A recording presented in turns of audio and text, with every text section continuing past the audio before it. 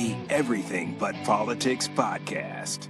What is going on, friends? Welcome back to this 188th edition of the Everything But Politics podcast. Joining us today from the beautiful, beautiful state of Arizona, Mr. Brock Osweiler. Brock, thanks for being here. It's great to meet you, man. Welcome. Happy to be here, guys. I appreciate you having me. Yeah, it's our pleasure. So, Brock, I know you're still super tapped in with the world of football. We're big football fans over here. As mentioned, from the Hoosier State, got our boy Fernando, just recently won. I want to start by asking you what you thought getting drafted would be like versus what it was actually like. What were the expectations going in, and what was it like after you were selected? Yeah, well, I think Fernando and I had a different experience. I think Fernando probably knew deep down in his heart he was a lock to go number one. He knew he was going to Las Vegas, knew who his coaches were going to be, the system he would ultimately end up playing in.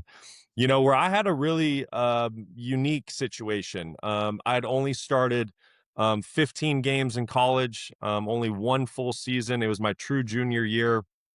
And although we did some good things offensively that year as a team, you know, I was still raw. I was young. Sure, I had some size, I had some tools, things like that, but there was still a lot that I needed to improve upon. I threw a lot of interceptions that junior season, and there were some things that needed to be cleaned up. I was a young, raw player that still needed time to develop. Unfortunately for me, my entire coaching staff ended up getting fired at Arizona State at the end of that season.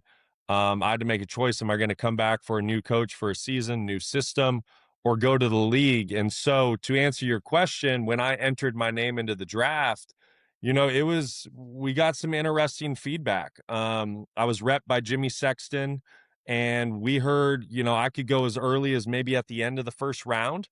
And maybe even as late as a fourth, fifth round pick.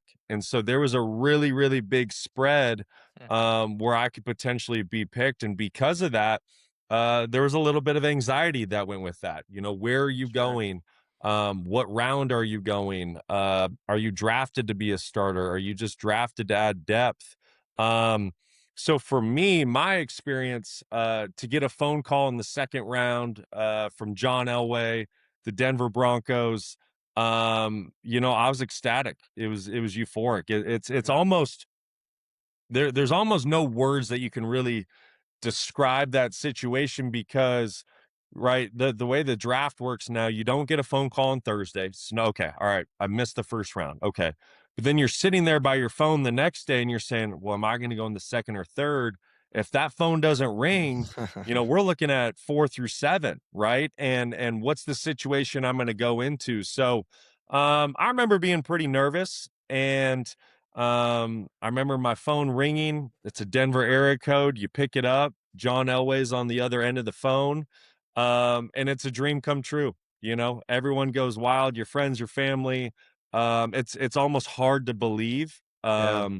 You know what just took place, but just like that, you have basically one night to celebrate it, and then the next morning, first thing in the morning, 6 a.m., I was on a flight to Denver. You need to go up there. There's a press conference. You need to meet the front office, the coaches, and kind of be introduced to Denver. So it's a quick honeymoon, if you will. You celebrate big for one night.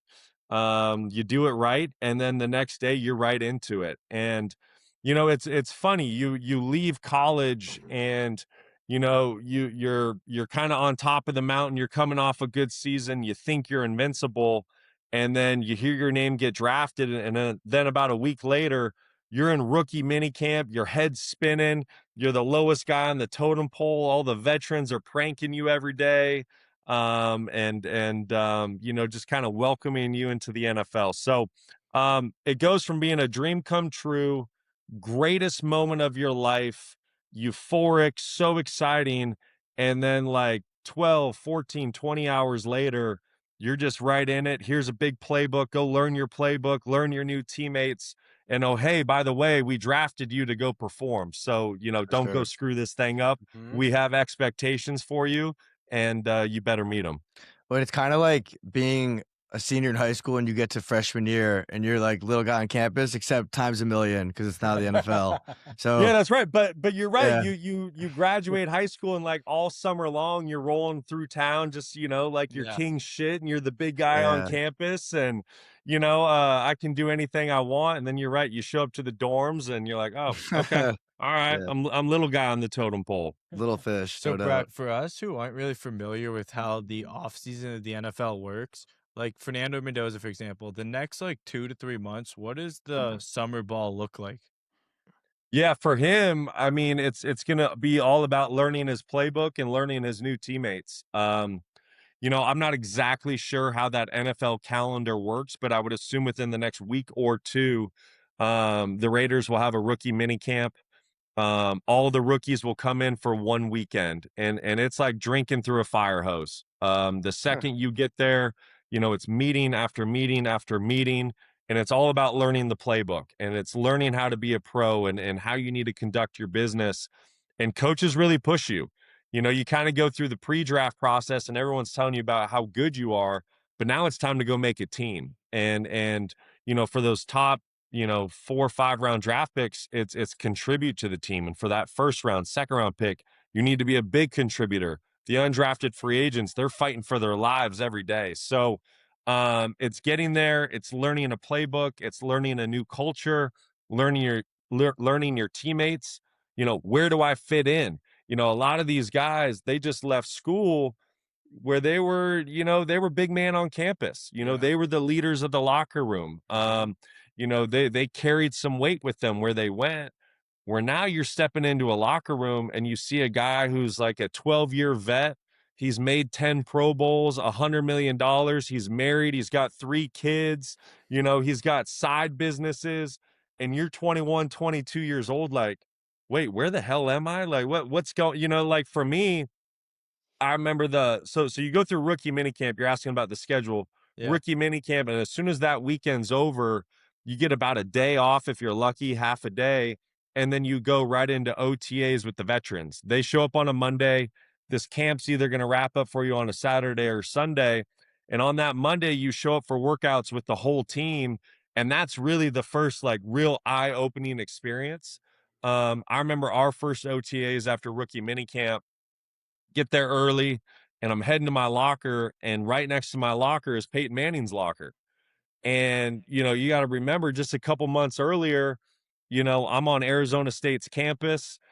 Taylor Kelly's my backup, Mike Bercovici, he's my backup, and their lockers are next to me. Now all of a sudden I'm walking up to my locker and some guy turns around and goes, "Hey man, my name's Peyton," and sticks out his hand to introduce himself. And you're like, yeah, I kind of know who you are. I bought your jersey when I was a kid. So you kind of have those moments where, it's a bit eye opening. And then you have to find a way to normalize it because that's now your new life. And you're either going to figure out a way to swim or you're going to sink and you're not going to be there very long. Yeah, Cool. totally. And the unfortunate truth that I feel, unfortunately, more people sink than swim at that competitive level of the NFL, and you know that better than most, given you've been around it. So, being a Montana kid, right? None of us have spent time there. We're not really familiar with that part of the country.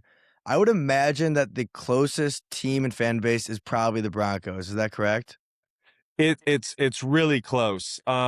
Denver, Seattle, and then Minneapolis are all pretty close together. I actually the part of the state that I'm from, I grew up in the very northwest corner in a town called Kalispell, right outside of Glacier National Park. I would actually bet that Seattle's a tick closer. Like we would have to look it up on a map. I think Seattle's probably closer by about an hour or two. Then you have Denver, but if you grew up on like the east side of Montana, I bet you Minnesota would probably be your closest team. So you get a big fan following with the Seahawks, Broncos, and then Packers and Vikings are kind of the big 4 around the state of Montana.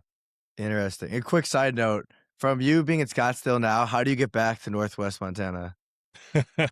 There's a couple ways. It's funny. My hometown, Kalispell, when I left, so let's think I left for school. I went to Arizona State winter of 09. I graduated high school early, enrolled for spring ball. So January of 09, when I did that, the small airport that we had at the time, you either had to catch a small flight to Seattle, Salt Lake City, or Minneapolis, and then you would connect to a bigger city through there. There's only a couple flights a day.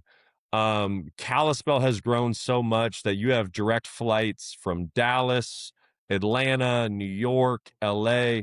So it's become a lot more accessible. It's easier to get back to. So there's plenty of flights out of Phoenix. And if you would rather drive because you're going to spend some extended time up there, it's a smooth 20 hours from Phoenix. Black and tan. Brickhouse Coffee has welcomed this pub-inspired blend into its family as a gift to the indecisive. A flawless and balanced fusion of our darkest black roast and the flavor-packed lightly roast El Corazon. This certified organic coffee crushes the stigma of the just average middle child. Not this guy, but bold yet clean finishing. It is a delight that satisfies down to the final drop. Perfect for the whole family, regardless of rank and birth order, and crafted with the purity and care of certified organic beans. Brick House Coffee Co., the best. Now back to the episode. Outside of the obvious reasons, what drew you to Arizona State? Okay, so for a long time, I was planning to go play basketball at Gonzaga. When I was a freshman in high school, I was really fortunate. And the coaching staff, Mark Few, Leon Yeah. Rice. Tommy Lloyd was Tommy Lloyd there at the time? Thank you, Tommy Lloyd. He Yeah. was another assistant. I was lucky. They saw me play at a young age on an AAU circuit, and they actually offered me a scholarship when I was 14. Freshman in high 14. school, Oh my and at the God. time, you have to remember when this happened, Adam Morrison was at Gonzaga, and he was blowing up. He was kind of in that race for Player of the Year between him and JJ Redick at Duke, and so Gonzaga was big as ever. And so I was dead set. I was going to go be a hooper. I was going to go play at Gonzaga. And kind of about my junior year, I was starting to have some hesitation on that. I loved the game of football just so much. Everything that goes into it, the X's and O's. You're testing your will against another man. The elements playing out in cold weather and snow. I love everything about the game. So started to have some hesitation, and I was starting to slowly get some football offers. And so I had trips planned my junior year to Florida State, Arizona State, and Stanford. And Arizona State was my first trip. And went down to Tempe, and they had a big game against Georgia. This was when Matt Stafford was the quarterback, no Sean Moreno, AJ Yeah. Green was the Nice. receiver, and Arizona State had just they were co-Pac 10. I had to think about that. Pac 10 champions Yeah, back Pac-10. then with USC. RIP the Pac 10. And so Arizona State was on the up and up. Dennis Erickson was at the helm. Big game against Georgia. I fly down to the desert with my dad after one of my games on a Friday night. And I mean, you guys know the deal. You went to school in Arizona. You land there in the fall, Oh, man. sun shining. The stadium's full. It's 75,000 people. You got an SEC school in town, and the vibes are going on campus. People are everywhere. And to make a long story short, you take that experience in being a kid from a small town in Montana, and I'm like, I'm sold. Dennis Erickson's the head coach. He's won national titles at Miami, so he knows how to get that done. He's coached in the NFL, so he knows how to get players there. You're coming off a co-Pac-10 championship, so the program's on the up and up. And there was going to be a quarterback battle my true freshman year. So I was like, sold. Like, look no further. I found my school. So I canceled my trip to Stanford, canceled my trip to Florida State. Nice. And then, I mean, I would be wrong if I didn't admit, when you take a recruit trip to Arizona State, and one of the first things they do is before the game, they take you to a pool party, and there's thousands of kids at a pool party running around having fun. You're like, wait a second, this can be what life is when I go to college. I mean, you know the deal. You went to Tucson. So Yeah. I was sold. Hook, line, sinker, everything I wanted from the coach, the program, big time college football. It was all there. So it was an easy sell. Yeah, dude. I remember getting off the plane for my first time, and I was sold within 10 minutes. From Yeah, Indiana too. Yeah, is this real life? yeah, absolutely. So I get it. I want to shift gears back to this draft stuff. A young rookie getting ready to get his first big payday. What advice would you give to him? Save it. Save it, save it, save it. The NFL, what's it stand for? Not for long, right? Yeah, Very, very few guys get to actually dictate when they want to hang it up and retire, right? So, um, for the rookie, I get it. You're in the thick of it right now. You're in your prime. You're in the highlight years of your career. You're just getting started. The goals and dreams you set out for yourself, you're living them in real time, but that shot clock will end, right. and so if there's any advice I could give to someone who just came into a big payday, sure, treat yourself, right? Like grab a decent amount. I'm not saying go buy a Lamborghini, but like go buy yourself a good truck, go buy yourself a good SUV, pay cash for it. Don't have a payment on that. So you got your wheels. If you maybe need to help out family members a little bit, mom, dad, something, get them, but like be smart about it. Take, you know, I guess maybe using percentages, take a very small percentage, 1, 2, 3, 5% of that contract and do some of those things that you've worked so hard to achieve. If that is getting mom and dad a house, getting them in a better situation, maybe helping them out if they're, struggling to kind of make ends meet, that's a good thing. That's why you worked so hard to help those people that have given you so much and helped you out along the way. Treat yourself, like I said, get yourself a car, get yourself a decent apartment, to live in throughout the season.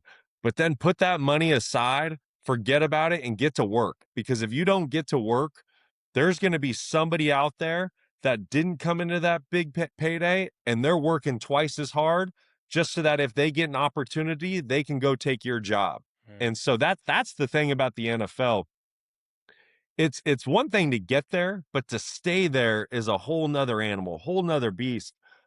Because you're competing against the best in the world every day, and there's somebody outside looking in, waiting for you to slip up so they can go take your job. So, celebrate your payday, treat yourself the right way, help out mom and dad, grandma, do that right, do it in a smart way, but then put that money aside because, these careers typically don't last very long. Well Yeah, said. and Brock, the way that Julius Thomas explained it was that these guys, a lot of these young boys in America, when they're 6, 7, 8, 9, 10 years old, they either are trained on how to take someone down or how to stay up and keep going forward. So, and then you get to that's like child level. You get to early teens, start putting on some size.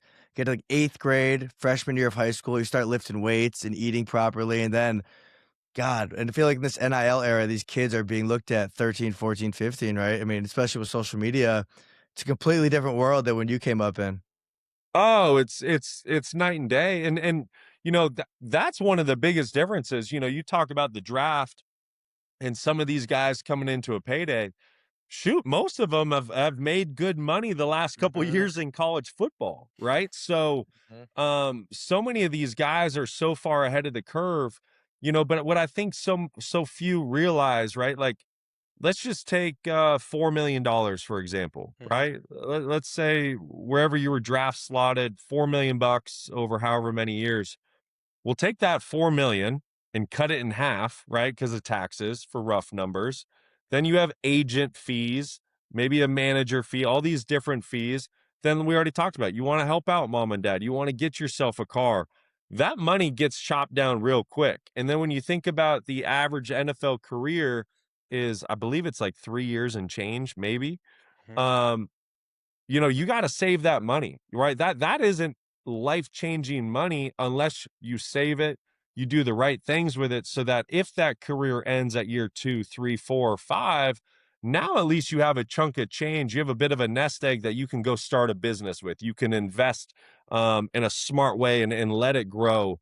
I think just too many guys assume that checks like that are always going to keep coming. They're going to be endless. They're always going to be there. I'm always going to have a value.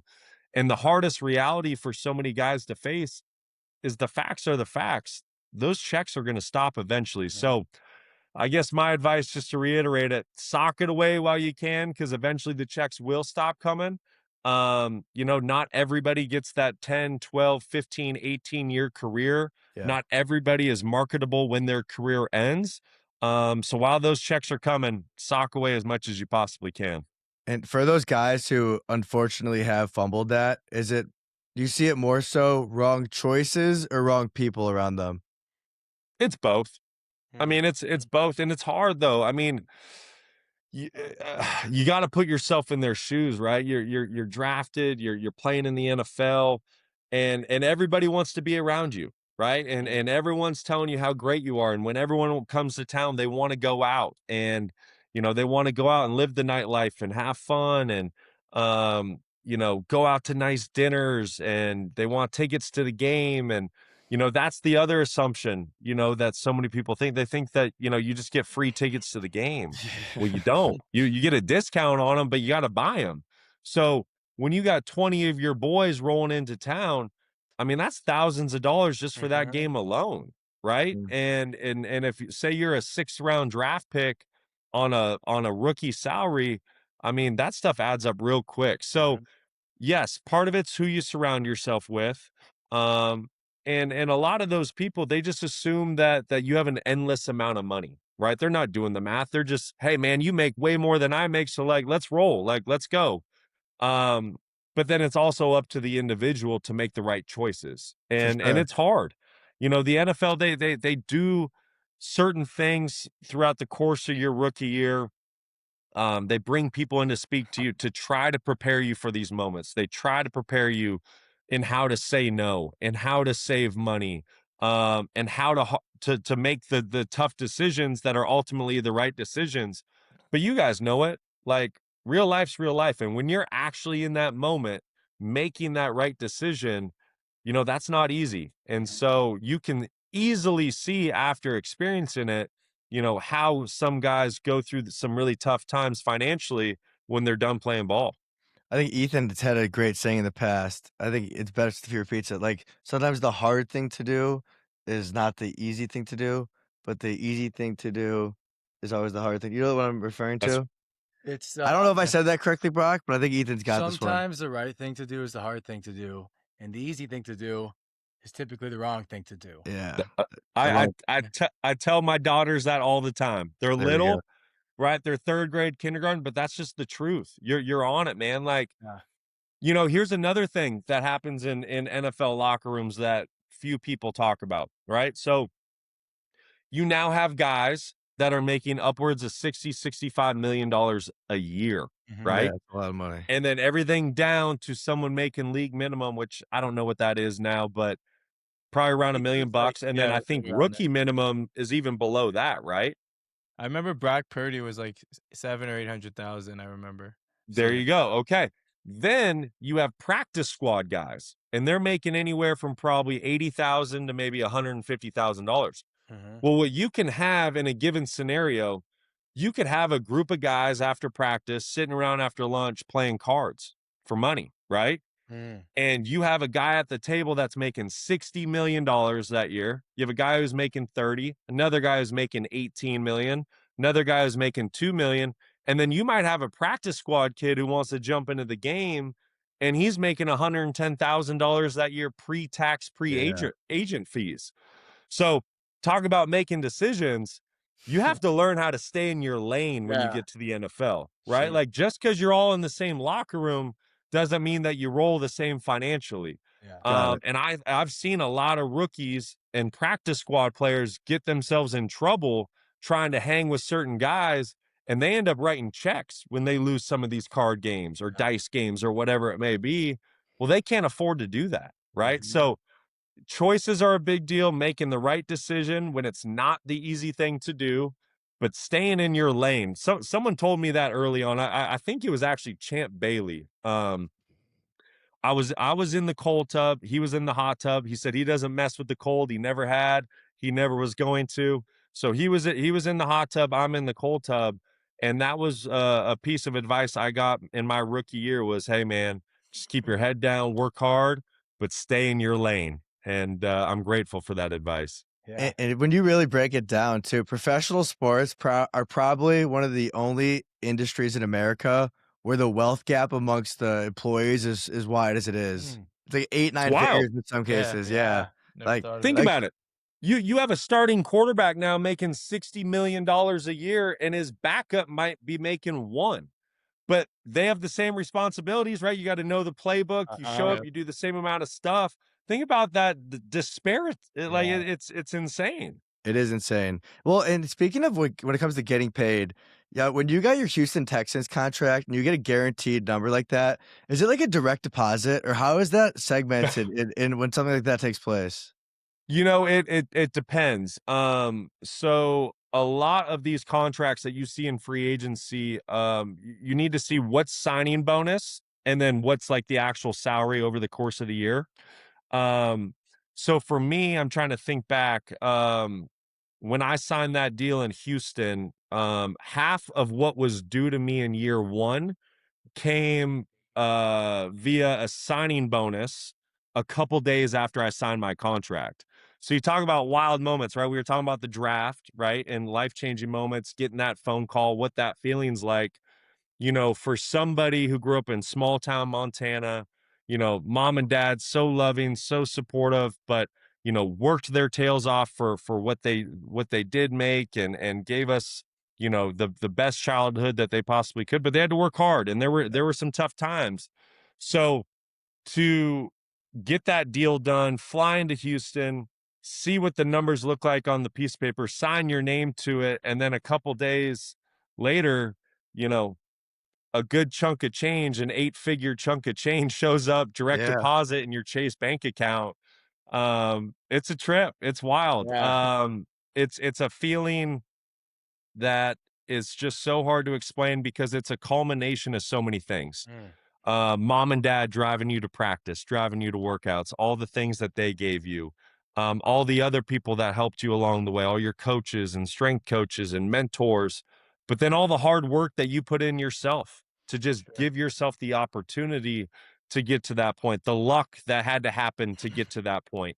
For You know, sure. that's something that I don't think enough people talk about, the luck factor, where you're drafted, who you play for, who your coordinators are, what high school system do you grow up in? Do you have good youth coaches? The luck factor matters, but yeah, you sign your name on that dotted line, and then depending, you know, a lot of it's front loaded in signing bonus. So you know, free agency's a big deal, and it's a lot of fun to be able to live that. Absolutely. And then so once you kind of are able to take it all in, you have that moment like, wow, like a childhood dream fulfilled. Post that, is there a now what moment? Yeah. Now what is there's expectations. Yeah. And it's time to get back to work. It's Uh-huh. literally what we just talked about 20 minutes ago. Great, you're drafted, right? same energy, Celebrate it yeah. that night, celebrate it with your family, go hard, have fun. I mean, that's a moment that you need to celebrate. You need to take in, you need to be present for. But literally days later, when you get to your city and it's time for rookie minicamp, you know, the honeymoon's over. So it's the same thing for free agency. You know, that's the goal, right? To get drafted, to win championships, and then give yourself an opportunity to get to free agency at least once, right? So if you get that opportunity and you're able to cash in and let all of that hard work and dreams and goals come to this full circle moment, it's a very similar deal. Celebrate it for about 24 hours and then forget about it because now the expectations just went up tenfold and it's time to get back to work. Yeah. Except this time, I would think the expectation is different. Like you said, you get into Houston, you're on billboards, you're on flyers in the street. It's not like you're a second-round draft pick anymore. There's serious expectations. How did you embrace those expectations? I just tried to be me. You know, I firmly believe and it's tough, right? Because when you get to this level, you'll get some coaches that say, "Hey, no, you need to be more like him. Hey, try to do this. Try to be more like this guy." And there was a time in my career where that really toyed with me. Because you want to listen to your coach, and you believe that your coach is right. But deep down, what I did find in my 7 years in the National Football League, it is really, really important to stay true to yourself and be who you are. And so that's what it was. How did I get to that point? I got to that point by working my tail off. I always took great pride in trying to be the hardest working person in the building. And whether that was the case or wasn't, I was going to die trying to make that be the case. And so that's just how I approached Houston. I mean, obviously there was an expectation, but nobody had bigger expectations for themselves than me. Nobody had bigger goals for the organization than me. I mean, my only goal when I signed with the Houston Texans was to win a world championship, go win a Super Bowl. That was the only thing I thought about. And so from the day I signed the contract to the day my time ended there, I worked as hard as I possibly could to bring a championship to Houston. And then the one thing I never wavered on was to be a great teammate.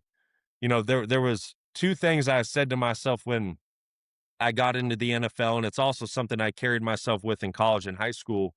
But when it's all said and done, when the dust settles, there was two things I truly cared about. I wanted to be remembered for an extremely hard worker and being a great teammate, but then also really just being a tough player. I think that's almost like the highest compliment you can get in the NFL is if someone says, "Hey man, you're a great teammate and you're tough as nails."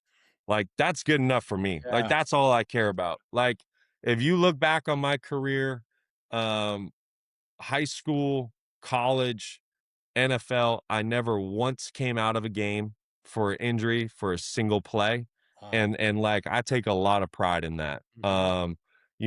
I've gone through my fair share of injuries, tore this, tore that, chipped ribs, you name it, but never once came out of a play and always tried to put my teammates first. Just want to be a great teammate, a hard worker, and a tough dude. And if I accomplish those things, then I can sleep easy. Well, Love that. while we're on the topic of great teammates, what was Demaryius Thomas like? The best. The Yeah. absolute best. So sad that he's not with us anymore. He is an unbelievably special human being. He's one of those people when he went into a room, the room instantly got better. Um, his smile could light up a room. It could change the feeling of a room for a better way. Just his presence. He cared. You want to talk about being a good teammate? He cared so much about his teammates. He cared so much about the support staff, the coaches, everybody in the organization. Man, he cared about them in a big way. And he showed it on a daily basis. It was authentic. It was real. The other thing about Demaryius, very rarely was he healthy. He got beat up. But you as the fan didn't know it. He No. was out there. He was playing. He didn't miss practice. He wouldn't miss a rep. But he was beat up. He was hurting. But he was always out there for his teammates, for the organization, for the city. 10 out of 10 human being, doesn't get any better than him. Um, I have a all-time great story about DT. We had a lot of special memories together. But one that really stands out, we won Super Bowl 50, and after the Super Bowl, we're celebrating, friends, family, all this stuff. It goes into the early hours of the morning, and you can only imagine what's going on and what the party looks like. So it's late. I don't know if it's 2 in the morning, 3 in the morning, 4 in the morning. I don't know what it is. Late at night. And I'm in the room with my wife, and I'm like, I'm hungry. So I call room service, and no one picks up. Well, obviously they're closed, right? I mean, it's the middle of the night. Yeah. But, you're on cloud nine, you're on this ultimate high, you just won a world championship. And so I'm like, you know what? I'm going to go down to the kitchen and see if anyone's in there and see if I could convince them to cook something or make a sandwich or something. So my wife and I, we get on the elevator, we go down to kind of like the bowels of the hotel, if you will, go down in the kitchen, and sure enough, there's a couple guys in there hanging out late hours of the day, probably had just cleaned up, they're ready to go home. And I convinced them to make us some chicken wings. They're happy to do it, but they want to make some money to do it. I'm like, cool, no problem. So I reach into my pocket, don't have any money, don't have any cash. So I'm like, shoot, what am I going to do? So I go back out to the elevator to go back up to my room to go get some cash. And when I get into the elevator, who's there? DT. Yeah. And what's DT doing? He's looking for food. And so I go, hey, I got some guys. They said they'll make chicken wings for us. They just want some money. He's like, well, what are you doing? I go, well, I'm going to go get some money. And he used to call me little bro, like, hey, bro. And he reaches into a pocket and there's just a stack of money. He's like, don't worry about the money. Show me where the wings are. That's special. That's so cool. So just the ultimate human being. Miss him every day. Yeah. So grateful for my time that I had with him, and just no better human being out there than Demaryius.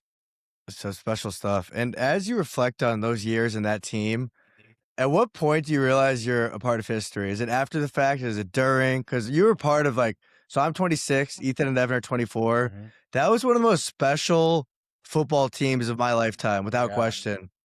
So when do you realize that it's part of history? It was a wild run, no doubt. Not until long after. Honestly, probably not until a year or two ago. I think that's really when it set in because, when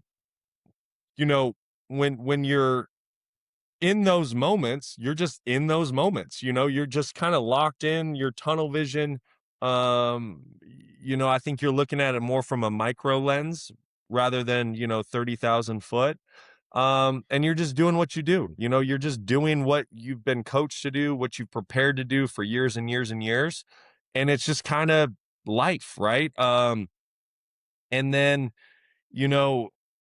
everything happens so fast as well, right? So you win the Super Bowl and free agency is just a couple weeks later. Yeah. It's not that far down the road. And for me, I mean, it truly broke my heart to leave Denver. I love that city. I love that team. I love that organization. I never in a million years thought I'd play for another team. Unfortunately, an offer wasn't presented in a timely manner. When an offer was presented, it was too late. And we all know I chose Houston. And, all of that happened very quickly. And then you're right into that tunnel mode. All right, now I'm a Houston Texan. Now I have a new playbook to learn, new teammates to learn. So you're just in it. You're not reflecting upon what you just did. And then the next year, I'm fighting for my life in training camp in Cleveland and then go back to Denver. And then I'm fighting for a job in Miami the next year. So you're just kind of in this tunnel. It's like the horse blinders, those Yeah. horse races, they have those blinders on. Yeah. You can only see right in front of you. You're just fighting for a job every day at this point, trying to keep your career going. So I don't think, and then not to mention, like I said, and I mean it broke my heart when I left Denver. So it was like I was never quite the same. And it was really hard to reflect on that time because I wanted more of it. I wanted more in Denver. So I don't think it was until I saw some teammates a couple years ago, we're all retired now. We're all dads now and doing different things in life. And you just kind of start reminiscing on those times and you think about what you actually did. You kind of sit back and you just watch pro football as a fan and you watch the playoffs and you watch what these big moments mean. And then you kind of say to yourself, you're like, well, shoot, we kind of did something like that back in 2015, that does matter. We just had the 10-year reunion of that Super Bowl, which is wild to think about. And I got a lot of phone calls for interviews, whether it be local stuff in Denver, national stuff. you name it. And part of that added to me realizing how special that season was and what we accomplished as a team. So, it wasn't until years later, but I'll say this, I'm very proud to say I was part of that team. Yeah, absolutely. What was that 10-year reunion like for you? Well, sadly, my new job got in the way of experiencing it. So the reunion was the weekend that I was calling Texas, Kentucky this year. Okay. So, and that's life in football, and we all Yeah, know it. You know, for whether sure. you sign up to be a player, a coach, work in TV, the front office, whatever, you know, football doesn't adhere to holidays, birthdays, No, anything it does like that, not. right? Football runs the schedule. So, it killed me to not be back in Denver, hanging out, reminiscing with all my old teammates. The guys were great, and they sent a bunch of photos and videos, so it was kind of like I was there. You know, I was in a bunch of group chats checking in with guys. But I had a job to do, had to call Kentucky, Texas, and at least we had a great game that weekend. Hey, if Yeah. I'm gonna miss the 10-year reunion, give me a great game. It was awesome. It went to overtime. Texas ended up winning it. But it was homecoming for Kentucky, great atmosphere. And then I love horse racing. So in Lexington, there's a racetrack, if you're familiar with it, it's called Keeneland, and they had the fall meet going that weekend. So I was able to take in the horse races a little bit on Friday after our meetings.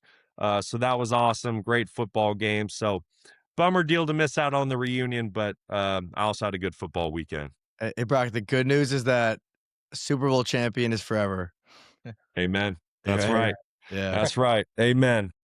Appropriately named El Corazon, the heart, is a culmination of strenuous labor and enduring passion for exceptional coffee. Not just any coffee, Brickhouse coffee. This organic gem embodies the very essence of Brickhouse coffee in many more ways than one. Each sip reveals the culture and authenticity of the farmer's personal touch. Nurtured through organic practices, lightly roasted, flavorful, and highly satisfying. Each certified organic bean is a gift from our Honduran brothers and sisters, and we're proud to extend this pure and heartfelt piece of our heart to you. Brickhouse Coffee, El Corazon. Get it now, link in description.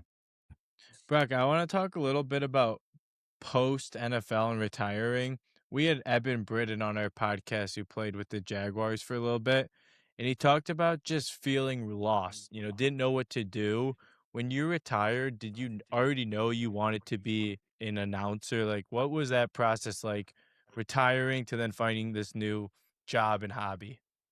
I definitely did not know that I wanted or was going to be an announcer. So yeah, I was a little bit lost as well. It's a really, really hard transition. And a lot of guys don't handle it well. For me, I had just finished my 7th year in the NFL. I got 5 starts that year for the Dolphins. We weren't a great team. I think I won 2 of those 5 starts, had an 89 quarterback rating, did some good things. So, I just kind of assumed there would be another job out there, probably not as a starter, but hey, there's going to be a backup job somewhere that I can compete for and keep this thing going and keep trying to get better and better and find myself in another good situation where maybe I can be a starter one day. And, free agency came and went. The summer window came and went. And so you're kind of sitting there and week 1 starts and you say, well, shoot, I guess this is maybe how it ends for me. And then you say, okay, well, what's next? And for me, I didn't know what was going to be next. I thought I had done a great job of, networking and things like that over the time of my career. And so, whether it be business, something in sports, I had a decent Rolodex that I could reach out to. And, there was a time where the question was, do I do some real estate development? Do I stay in sports? Like, what is that? And so there was this time period where, I floated like a million different ideas in my head. The one thing I did know, I'm not great at just sitting around. Like that's not for me. So I needed to do something. And, it was tough. COVID happened, right? So then you add that to the mix. As we all know, the world was crazy during that time period, so that probably didn't help the process. Mhm. And I remember really wanting to get back in. I was out a year. Shoot, that next go around, wanted to still get back in, couldn't get a phone call. And so it took some time. I made a lot of phone calls. I dabbled with potentially being a scout. I talked with a lot of different scouts. Hey, what's that life like? What's the day to day look like? Thought about coaching. Obviously loved the game. Still had that fire for football. Had more to give to the game. Ultimately, I didn't feel like that was the right fit at the right time. We had a couple young daughters, and it was important that I was around for them. I have so much respect for coaches, because they're gone. Yeah. Their family is the football team for the most part, and I didn't really want to do that to my girls. Um, maybe there's a time down the road where it makes more sense, but at that time it didn't. And so, um, broadcasting kind of found me. Just having conversations with my agent, um, he goes, "Hey, have you ever thought about doing TV?" And I said, "Nope, never. That's the dark side. I'm not going to the dark side. I'm not going to that media side where they make up things and this, that, and the other." And then I kind of changed it in my brain where I was like, you know what? Why don't you be one of the good guys in the media? I like that. Try to put a positive spin on things. Why does everything always have to be so negative and pointing out certain things? And so I said, okay, I'll give it a shot. What do we do? And he set up an audition for me at Fox, sent up an audition back in Connecticut at ESPN. You go in with a play-by-play announcer. You call about a half a game from a TV monitor. Couple weeks later, both networks offered me a job, and away we went. Chose ESPN. I just finished my 4th year of it, and I'll say this: I am so grateful broadcasting found me. I really am. Even after my first 2 years of doing it, I wasn't sold that that was going to be my path long term. I'll be honest, I was not great, especially year 1. Year 2 wasn't pretty. I had to keep my head down. I had to keep studying the tapes. I had to get better and better week in and week out. And then by about year 3 and for sure year 4, it felt like I started to get the hang of things, got more confidence in the booth and what I was doing and my process throughout the week in preparation. And then I started really having fun with it. And so that's why I say I'm grateful for it, because it keeps me involved in the game of football. I'm able to meet so many great coaches and players via production meetings before the games. You go into incredible atmospheres on Saturdays.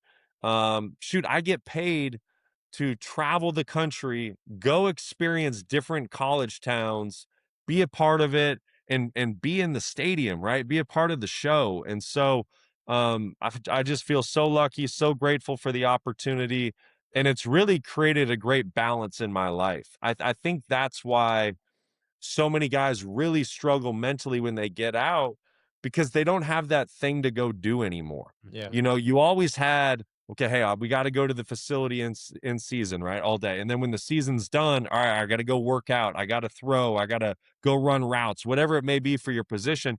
You still had structure. But when it ends, I mean, it ends and you Yeah. have a calendar that is empty with like no responsibilities and nothing to do. And a lot of guys don't handle that well, right? They're so used to having that structure. Well, that's what TV has given me.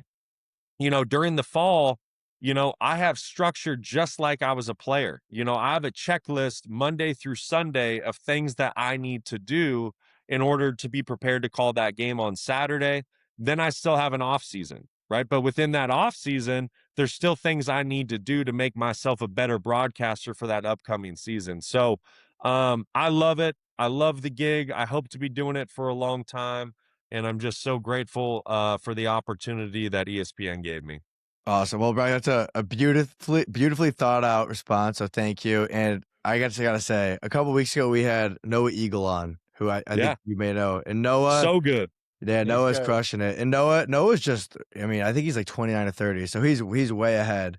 And the way he explained it, like the behind the scenes, we were really intrigued on what goes on behind the scenes in that life. And it is not sexy. It is sexy. It is sexy on Saturday night when we're all watching on primetime, but the lead up of what goes into his preparation is intense. And I don't think people have a true understanding of just how intense the work and preparation is. So have a lot of respect for you and what you're doing in that field.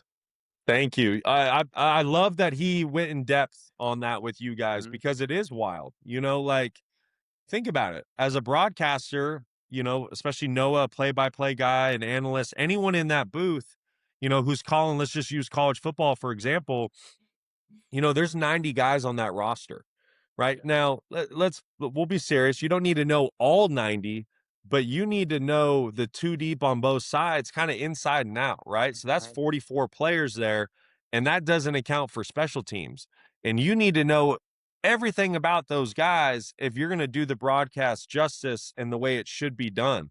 You need to have their names memorized, the pronunciations, their numbers, because you don't have time to look down at boards and stuff like that when you're calling a game. Your eyes need to be out the window so you can see everything, so you can call it in real time, so you sound organic. There's a lot that goes into it. Noah's right on that. And so, and honestly, that's something that I didn't realize. I just kind of thought, all right, you hop in the booth, go call a game. Well, you can't do that. Like, if I've never called an NC State Florida game, I need to study everything about them. I need to know everything about those coaches, their history, their backgrounds, because you never know where the course of a broadcast is going to go, and you better be prepared. Otherwise, you're going to sound terrible on air. So, put it this way.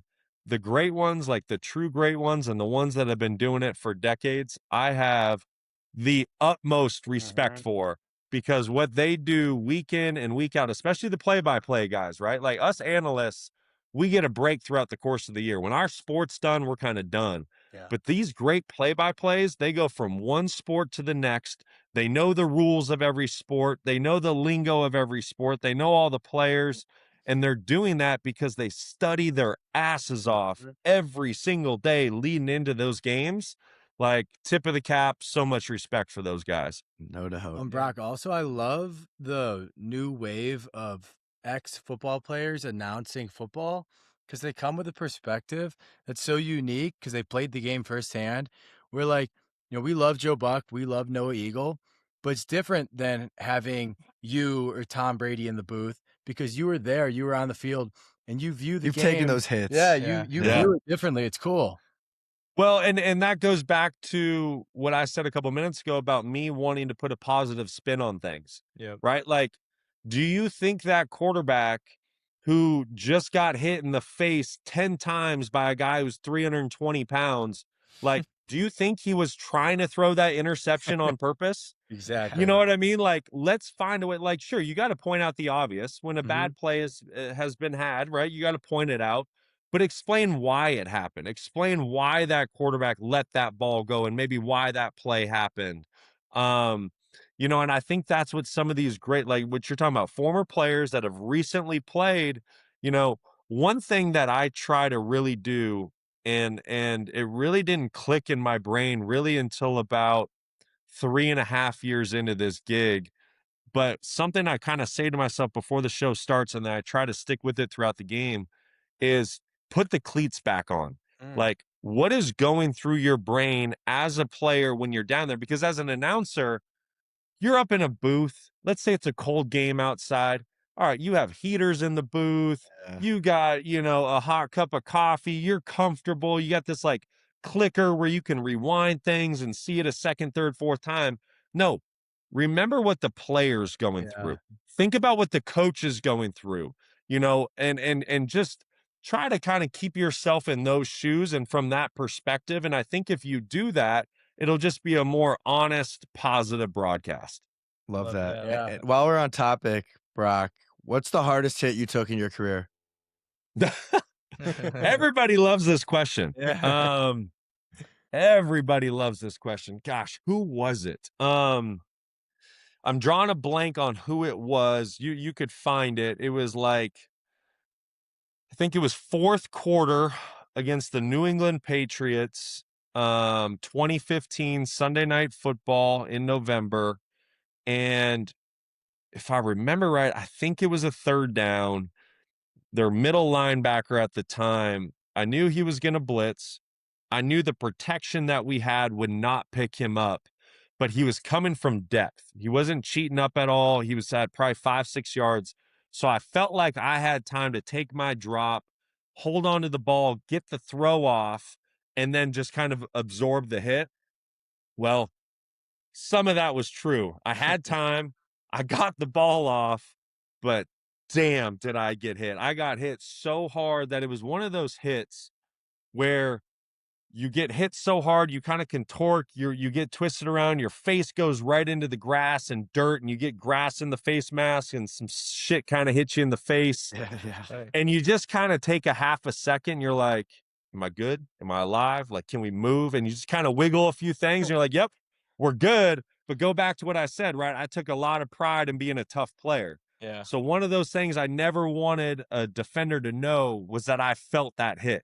Yeah. So I took about a half a second. I popped up somehow, some way. But I'll say this, as I was jogging to the sideline, like there was an imprint on my body. Like I had felt it, but I didn't want to show it to the Patriots. I need to look it up. I need to find out who that linebacker is, because I get a lot of those questions. We I clip definitely this felt up. that I one. will Yeah. be looking for it to clip it right with this moment. Similar to that note, so when we had Julius Thomas on the podcast, he said that the day after an NFL game, for him, it felt like you were hit or in a car crash, like your body getting hit so much. Could you relate to that? Did you feel like the next day your body was hurt, like you got in a car crash or something like that? 100%. Yeah. But every game's different, right? For a quarterback, some games I was lucky and maybe I was hit, I don't know, 5, 6, 7 times. And then other games you're hit 20, right? So ours was a little bit different, I think, from the quarterback position week to week. For Mhm. sure. But I tell you what, man, those offensive and defensive linemen, Yeah. those running backs, those linebackers, I mean, gosh, they're running into 20, 30, 40 legit car crashes a game. I mean, that's what it's like. It really is, man. Like, I wish every fan, and I think if they could do this, and even commentator, like the commentator that like takes the negative spin, if they could go down field level of an NFL football game and watch the game from the field one time, Yeah. they would have so much respect. Like the most basic, like handoff to a running back kind of runs inside the tackle and you know, tackles and gets gain, maybe like a 3-4 yard gain, like just looks so normal and nonchalant on TV. Yeah. But I promise you the impact that Oh, is yeah. happening to get him to the ground, So it's a violent. car crash. Yeah. It's insanity. And it's so loud on the field, all the collisions. I mean, shoot, man, there's times where like even like the ground kind of feels like it's moving out. Like these guys are so big, so fast, so strong. But personally, from a quarterback's perspective, you know, the worst stuff, I mean, you know, separating your shoulders, you know, sprained and strained MCLs, tearing those, you know, that's never good. Ribs. But the thing that like got me the most is my neck. You know, like so many quarterbacks, you're standing in there trying to deliver a throw, right? Eyes down the field, standing in there delivering a throw, is the whiplash that you get in your neck. That car crash whiplash, you know. So like a lot of times you wake up on a Monday morning and I mean you can't move your neck for for a minute, right? Like but every game's different. Yeah. And but I'll say this, man, like I said, the trenches, the linemen, the running backs, the linebackers, I mean, that's a different deal now. Like you got to be fearless to sign up to do that job for Oh, 60 yeah. minutes. Yeah, so true. Well, Brock, on a less physical note, how's your golf game? Oh man, it's you know, it's typically a tale of two nines. Today I played out at Whisper Rock here in Scottsdale, and man, I went out there with like visions of greatness. I've been working the game. Like today's gonna be my day. We're gonna get back in there. At one point in life, I was a 3 handicap. We're far from that now, but today was gonna be my day. And you know what? The golf gods said differently. I went out and fired a 45 on the front nine. but came back with a strong 39 on the back nine and made some dough. So, So you could play ball. I mean, I can, but here's the issue. It's stringing together good shots consecutively. Like I can hit any shot you need, long game, short game, whatever. But how do you just consistently do that? That's the part I can't figure out. Do you guys got any pointers on that? We're all around the same. Yeah. We're like I 7 think handicap. the So key like, to That's stringing me right now. I'm a together- 7. Yeah. Yeah. I think the key to stringing together those shots is really being present and not thinking too far ahead. Like when I hit a good drive, I'm on the fairway, not so much thinking about like I got to make birdie here. Just like, okay, we have to put this ball on the green. What's going to give me my best chances to do Yeah. that? You know, and to take it one shot at a time. Sometimes you can I get get too too far excited, ahead in my head, have a yeah. birdie putt, and then you 3-putt. Exactly. And now you make a birdie. Not getting too high or too Yeah. low. Too I have excited. like the brain of a squirrel out there. Like I can't focus like this. So if I could take your advice, I'd be so I'm out there for like the camaraderie, the Yeah. hang, talking shit with your buddies, maybe a little gambling, whatever. So like I'll be like mid swing and thinking about some like funny joke I want to say to a buddy. Like Yeah. I need to figure out how to like hone in for 5-6 seconds before I pull the club. What is the strength of your game? Strength in my game. Oh boy. You must hit the ball a mile. No. We're fairway finder. I like to try to hit a tight little cut and just get it out there and play. That's just You know, fine. when I was a 3, my favorite club in my bag was my 60 degree because I could nip chips and kind of get up and down from anywhere. I don't have a strong part of my game right now. It's a 45-39. Like there's just no strong parts to Well, it. how about when you go from a 3 to a 7? So when you were a 3, you must have been hitting a lot of fairways, hitting a lot of greens, and 2-putting. So when I was a 3, I didn't have a job in the NFL because nobody wanted me. I had yet to start broadcasting. So all I was doing was changing diapers and playing golf. There you And go. then once I took the gig with ESPN, I was like, all right, I'm good enough. I'm a 3. I can kind of hang with anybody, play anywhere. I'm just going to quit practicing. Shit, I'm not even going to warm up when I play. I'm just going to go straight from the car to the tee box and we'll be fine. Yeah, we do Well, this. well, Yeah. Clearly that's not working for me because the handicap just keeps going up. As long as you're having fun out there. That's what it's all about. Oh, nobody has more fun. Like I said, it's about the camaraderie, the Yeah, vibes, taking in agreed. the vitamin D, some cocktails. Like it's Awesome. all about the fun. All right, well, Brock, speaking of fun, I want to conclude this with a game called Overrated or Underrated. Fun. You ready? Let's I do dig it. All right. Long distance running. So overrated. Yeah. Agreed. Waste Management Phoenix Open. Oh, underrated. If you haven't done it, get out here. Best time. But let me just real quick. Yes. If you haven't done it, underrated. If you've done it, Yeah, I probably get it. overrated. I get it. How about LinkedIn? Oh, depends on your line of work. Overrated. Arizona State University. Oh, underrated. Go there. University Harvard of the West. University of Harvard of the Arizona. Oh man. You're really gonna make me do this? Hey, I'll say this. I have no ill will towards U of A. That school down south of the border. Where was it? It's down in Mexico somewhere, right? Just about. Anyways, no, underrated. I have so much love for both major Arizona schools, U of A, Arizona State, both awesome campuses, underrated. That is true. Winning the Super Bowl. Oh man, underrated. Nothing like it. I can imagine. Meeting your But childhood real heroes. quick. Yeah, Hey, I do have a follow-up. Sorry to cut you off. you're good. Winning the Super Bowl, underrated, but the parade that happens, like extremely underrated. That is almost the best part of the whole deal. Wow. The parade. That's interesting. Give us a little background to that. You wake up that morning. What's the vibe? Crack a beer and let's get going. Yeah.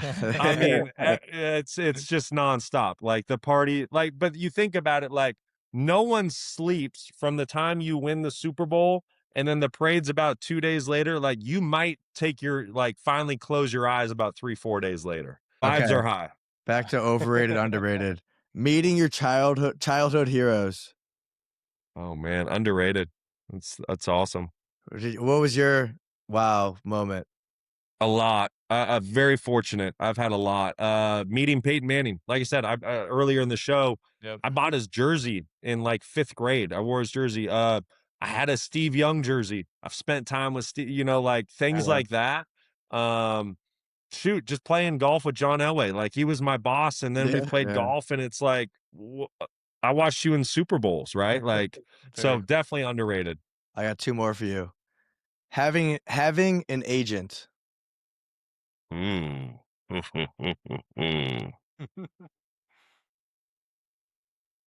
Man, that's hard. I go both ways with that one. It just depends on the situation, but there's a tick of overrated in it. Got it. Last one. I'm An 18-game NFL regular season. don't do it. Don't do it. Overrated.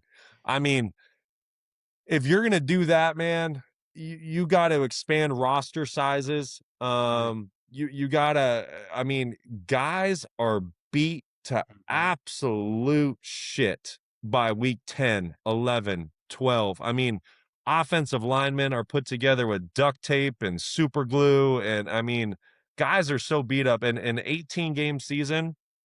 I understand the business aspect of it. I understand the financial aspect. I just don't know how the bodies get through a season like that. And with global travel in there as well. Yeah, now they're And going Thursday night games, and Yeah. it's just I just think it's too unless you expand the rosters to create more depth on the offensive and defensive line, running backs, other positions. I don't know how you do it. Does 2 bye weeks suffice or not at all? That would definitely help, no doubt about it. And then I think what I've seen, they do that, and then Super Bowl President's Weekend, so you get a holiday weekend. Wow. Yeah, I don't know. I mean, everything keeps getting bigger and bigger, even college football. Like, Yeah. we need to get the college football season done by New Year's. You know what I mean? Like, it Agreed. bleeding into late January, that's too late. Like, that's NFL playoffs. And it's on a Monday night. Yeah, it's get it done. Like, let the national title be every year, like New Year's Day at the Rose Bowl. Like, let's and that's where I'd argue college football, they need 1 bye. There's no reason for 2 byes. They're 18 to 22 years old. True. Let's start end of August, 1 bye. Let's get this thing wrapped up by New Year's Day.